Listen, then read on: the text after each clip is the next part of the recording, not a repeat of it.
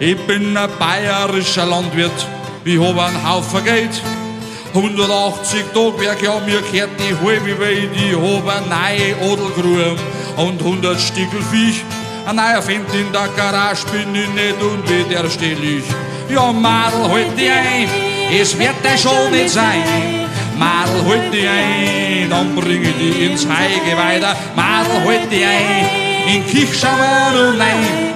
Madel, halt dich ein, wir können morgen verheiratet sein. Ich bin ein bayerischer Landwirt, ich arbeite viel am Feld, weil eine gute Hahn, das ist das Wichtigste der Welt, dass unsere Kühe eine Milch geben. Das ist auch nicht verkehrt.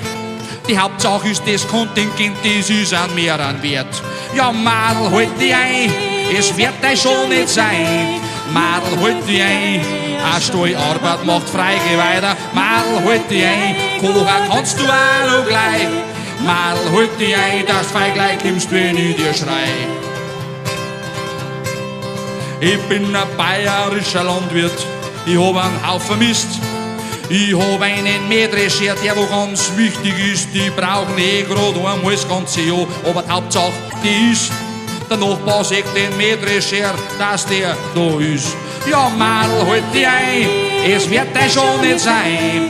Madel, halt dich ein, warst für mich das richtige weiter. Madel, halt dich ein, wirst ja katholisch sein. Madel, halt dich ein, schick nur für Kühe bist du, oh mein.